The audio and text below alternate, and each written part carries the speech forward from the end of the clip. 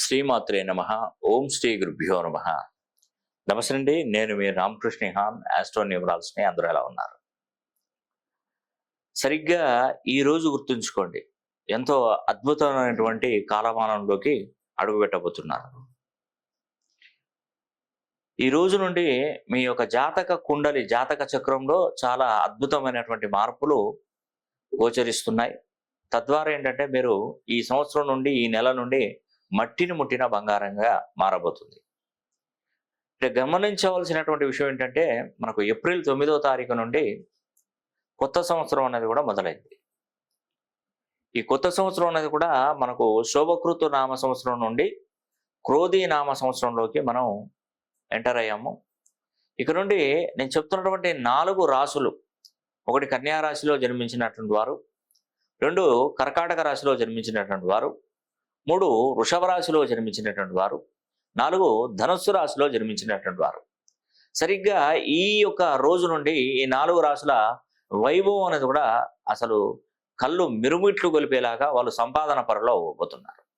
ఇక్కడ ఎంత మంచి అవకాశాలు అంటే 2024 సంవత్సరంలో స్వస్తిశ్రీ క్రోధి నామ సంవత్సరంలో ఇక్కడ గమనించినట్టయితే మనకు ఈ యొక్క ఏప్రిల్ 14వ తారీఖున మీనరాశిలో ఉన్నటువంటి సూర్య భగవానుడు రవికి ఉచ్చక్షేత్రమైనటువంటి మేషరాశిలోకి ప్రవేశించడం, కాలమానంలోకి మేషరాశిలోకి ప్రవేశించడం, గ్రహాల గమనం అనేది కూడా ఎంతో అద్భుతంగా మనకు గోచరిస్తుంది.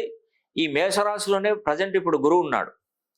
గురుడితో రవి కొనసాగిస్తున్నాడు. ఎప్పటి వరకు ఉంటారంటే కరెక్ట్గా మనకు ఈ నెల 30వ తారీఖు వరకు ఉంటారు.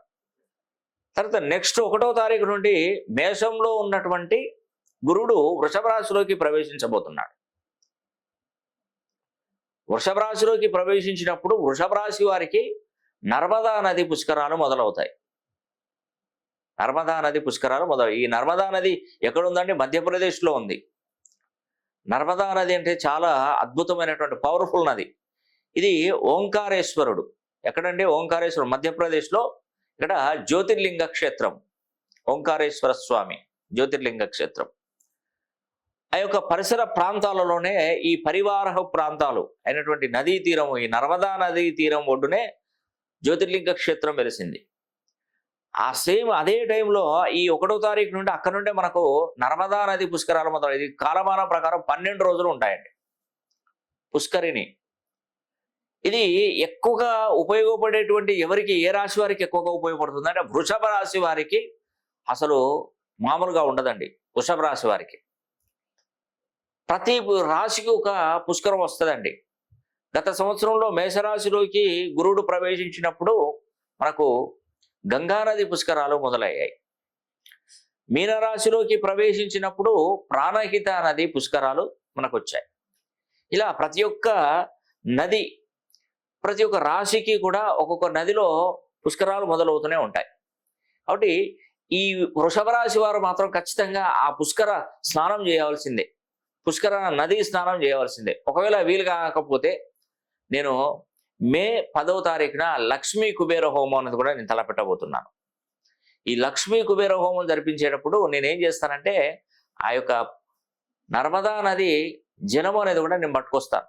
అది మీకు వృషభ రాశి వారికి ఈ లక్ష్మీ కుబేర హోమం జరిపించుకున్నటువంటి వారికి అమ్మవారి దగ్గర పూజించినటువంటి 5 గోమతి చక్రాలు, ఈ నర్మదా నది పరిశుద్ధ జలాన్ని, పవిత్ర జలాన్ని, పుష్కర జలాన్ని మీకు అందజేస్తాను వృషభ రాశి వారికి. ఆ పుష్కర నది స్నానం చేయకుండా అంతటి పుణ్యఫలం అనేది కూడా మనకు తప్పకుండా అందుతుంది. ఆ జలాన్ని కనుక మనం జల్లుకున్నట్టయితే వృషభ రాశి వారికి వాళ్ళకు ఉన్నటువంటి కర్మలన్నీ కూడా పటాపంచలైపోతాయి. ఏదైనా కూడా మనం బాగా పరిగెత్తి ఒకసారి ఒక చెట్టు కింద నీడలో కూర్చున్నాం అనుకోండి, మళ్ళీ మనకు బాడీ అనేది కూడా రీఛార్జ్ అయిపోతూ ఉంటుంది. ఏదైనా అంతే. ఇప్పుడు సెల్ ఫోన్లో మాట్లాడుతూ ఉన్నప్పుడు దీంట్లో సెల్ ఫోన్లో ఉన్నటువంటి బ్యాటరీ అనేది కూడా అయిపోయిన తర్వాత మళ్ళీ దాన్ని రీఛార్జ్ చేస్తే మళ్ళీ బ్యాటరీ పవర్ అనేది పెరుగుతుంది. అలాగా వృషభ రాశి వారు 12 సంవత్సరాలు కష్టపడుతూ ఒకసారి ఒక చెట్టు కింద కూర్చొని అక్కడ రిలీవ్ అయిపోయాడు, అంటే సేద తీరుతున్నాడు, అంటే బ్యాటరీ ఛార్జింగ్ అయిపోతుంది. అది ఎక్కడ అయిపోతుందంటే వృషభ రాశిలోకి గురుడు వచ్చినప్పుడు వృషభ రాశి వారు చార్జ్ అవుతుంటారు, అంటే శక్తిని కూడగడుకుంటూ ఉంటారు. అలాంటి టైం అనేది వృషభ రాశి వారికి వచ్చింది కాబట్టి ఆ వృషభ రాశి వారు ఖచ్చితంగా ఈ యొక్క పుష్కర జలాన్ని తల మీద జల్లుకొని మీరు తప్పకుండా ఈ లక్ష్మీ కుబేర హోమాన్ని జరిపించుకోవాలి. జరిపించుకోవడం అంటే మీరు లక్ష్మీ కుబేర హోమం మన దగ్గరకు రానవసరం లేదండి. మీరు ఏ దేశంలో ఏ కంట్రీలో వేరే వేరే రాష్ట్రాలలో ఉన్నా పర్వాలేదు, మీ పేరు మీద నేను లక్ష్మీ కుబేర హోమం జరిపిస్తాను. ఆ యొక్క నర్మదా నది పవిత్ర పుణ్య జలం అనేది పంపిస్తాను. 5 గోమతి చక్రాలు కూడా మీకు అందజేస్తాను. ఈ అవకాశాన్ని తప్పకుండా సద్వినియోగం చేసుకోండి, మీకు చాలా మేలు జరుగుతుంది. అందుకే ఇప్పటి వరకు మీ చేతిలో నయా పైసా కూడా లేకపోయినా, జేబులో చిల్లి గవ్వ కూడా లేకపోయినా, మరి ఈ పుష్కర కాలం నుండి నేను చెప్తున్నటువంటి రాశులైనటువంటి కన్యా రాశి, రెండోది కర్కాటక రాశి, మూడోది వృషభ రాశి, నాలుగోది ధనుస్సు రాశి, ఈ 4 రాశులు వీరు అపర కుబేరులు కాబోతున్నారు. వీరి చేతి నిండా డబ్బు, జేబులో ధనం ఎప్పుడూ చాలా చక్కగా హ్యాపీగా ఉండగలుగుతారండి. మీరు చాలా సంతోషంగా ఉండగలుగుతారు. మరి మీరు ఈ అవకాశాన్ని మాత్రం ఎవరు మిస్ చేసుకోకండి. అదేవిధంగా మనకు కర్కాటక రాశి వారు, ఈ కర్కాటక రాశి వారికి అష్టమ శని మొదలవుతుంది. ఆల్రెడీ మొదలైంది ఆల్రెడీ 18వ తారీఖు నుండి ఈ అష్టమ శని అనేది కూడా మొదలైపోయింది, జనవరి. కాబట్టి ఈ అష్టమ శనితో బాధపడుతున్నటువంటి మీకు మనం మే 4వ తారీఖున శని హోమం జరిపిస్తున్నాను. అది కూడా సేమ్ ఇదే పుష్కర టైంలో, పుష్కర కాలమానంలోనే చేస్తున్నాను. ఆ శని హోమం అనేది కూడా తప్పకుండా చేయించుకోండి మీరు. ఆ శని హోమం జరిపించుకోవడం ఎంతో అద్భుతమైనటువంటి వేళ విశేషం. చాలా సంవత్సరాల తర్వాత కుంభరాశిలోకి శనేశ్వరుడు వచ్చాడు, తన సొంత ఇల్లు అయినటువంటి కుంభరాశిలోకి వచ్చాడు. ఈ 2024వ సంవత్సరాన్ని మొత్తం కూడితే మనకు 8వ నంబర్ వస్తుంది. అదేవిధంగా నవనాయకుల ఫలితాలలో కనుక మనం గమనించినట్టయితే మంత్రిగా, సైన్యాధ్యక్షుడిగా, ఆర్ఘాధిపతిగా, మేఘాధిపతిగా కూడా శనేశ్వరుడే కొనసాగుతూ ఉన్నాడు. కాబట్టి ఇది ఒక అద్భుతమైనటువంటి అవకాశంగా నేను మీకు తెలియజేస్తున్నాను. కాబట్టి సరిగ్గా ఈ రోజు నుండి నేను చెప్తున్నటువంటి రాశులలో జన్మించినటువంటి వారి జేబులో ధనాన్ని ఎప్పుడూ సమృద్ధిగా ఉంచుకోబోతున్నారు. అంటే ధనాన్ని పెంపొందించుకోబోతున్నారు. రాబడి పెరుగుతుంది, ఖర్చు తగ్గిపోతుంది మీకు ఇక్కడ.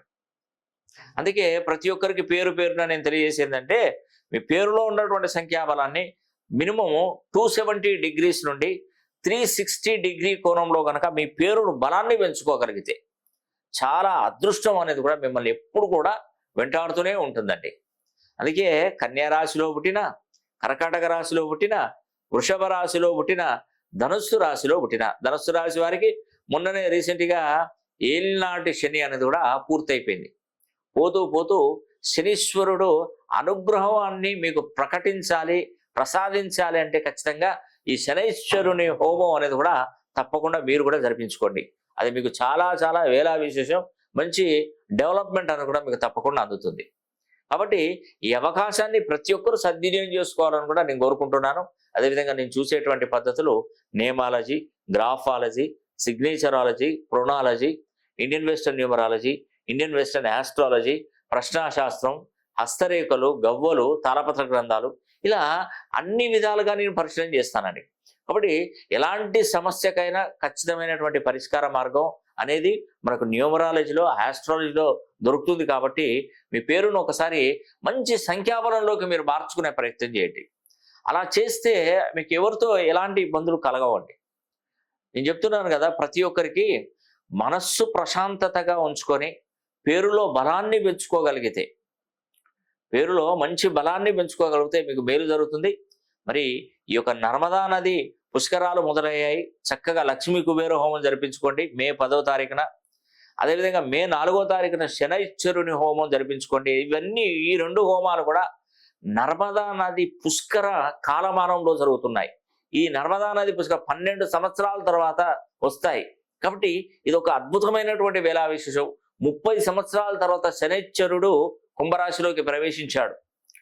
ఇది ఈ టైంలో నర్మదా నది పుష్కరాలు మొదలవ్వడం, ఆ పుష్కర కాలంలో మనం ఈ యొక్క శని హోమం జరిపించుకోవడం, 1000 అశ్వమేధ యాగాలతోని సమానంగా ఉండడం, అంతటి శక్తియుక్తులు మీకు కలగడం అనేది కూడా ఎంత వేలా విశేషం అండి, ఎంతో మంచి వేలా విశేషం.